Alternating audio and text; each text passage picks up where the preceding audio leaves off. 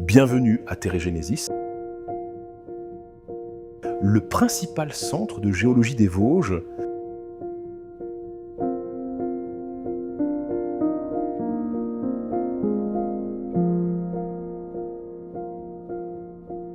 Nous allons commencer par le département de minéralogie où vous pourrez admirer presque 1800 échantillons qui viennent du monde entier, comme cette magnifique améthyste du Brésil, et puis d'autres de provenance extrêmement diverses, mais à commencer par le massif vosgien, où vous avez tout un ensemble d'échantillons dont certains sont en un seul exemplaire, ou bien des échantillons très anciens, des échantillons historiques, comme cette rose de fer qui vient du sud du massif des Vosges et qui est un bloc d'hématite. Un minéral, c'est un système de cristallisation.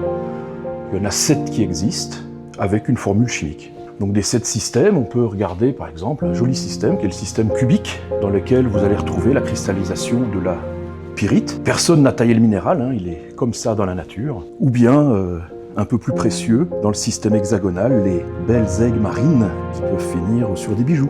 Ainsi que des minéraux falsifiés, c'est-à-dire qu'ils ont été trafiqués par l'homme pour se vendre plus cher.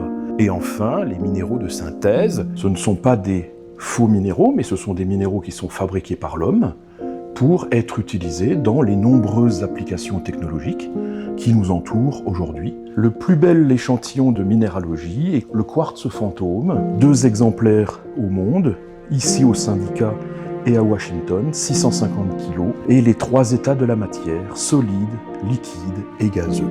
Et enfin, plus rare des échantillons que nous possédions, la tourétite de Madagascar, qui est l'échantillon de référence international pour ce tout nouveau minéral défini en 2024 en l'honneur de Jacques Touré.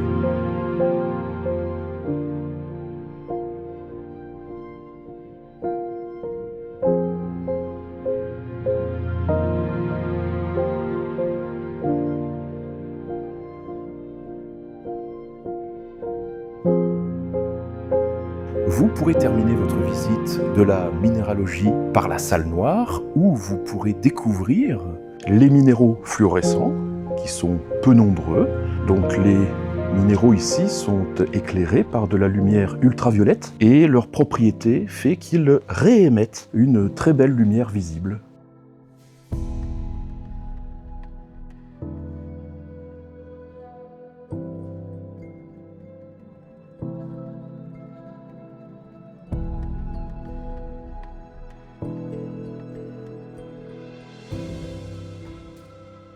Par la suite, nous avons un laboratoire qui nous sert de lieu d'étude des différentes roches et minéraux par la création de lames minces.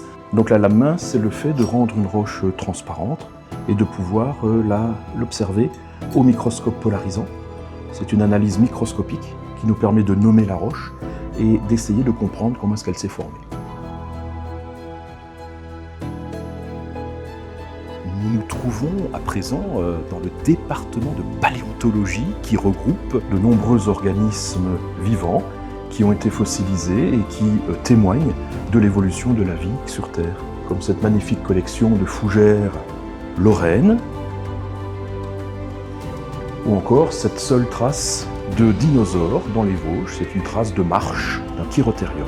Vous pourrez admirer également les bois fossiles d'un peu partout dans le monde et une très belle collection vosgienne, donc des troncs, des branches, des racines qui ont été minéralisés au cours de millions d'années pour se retrouver aujourd'hui entre nos mains.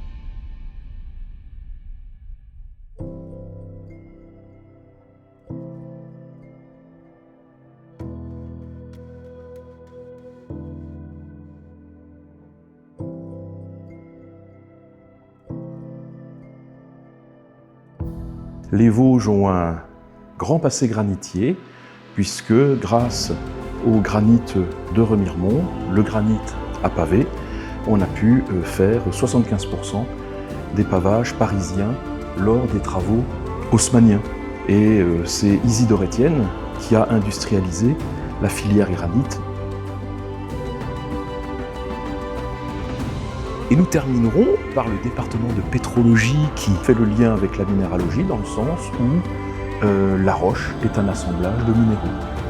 Donc si on prend des minéraux, ici des minéraux blancs, qu'on les assemble avec des minéraux noirs, ça va nous donner une roche qui a un nom, le gabbro. Et le gabbro, c'est une roche océanique.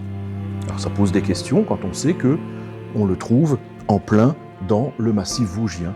Ça veut dire quoi? Ça veut dire qu'à cet endroit, à une époque, il y a eu un océan. Nous possédons aussi des météorites, donc des météorites plutôt classiques comme cette sidérite, des météorites esthétiques comme la pallasite, et des météorites extraordinairement rares comme les fragments de Mars ou de la Lune.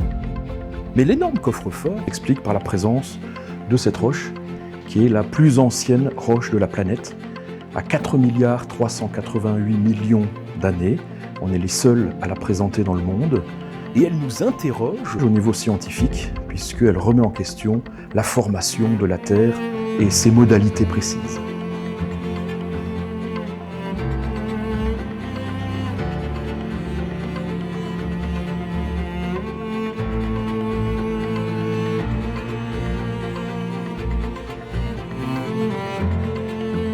Puis aller voir nos roches artistiques.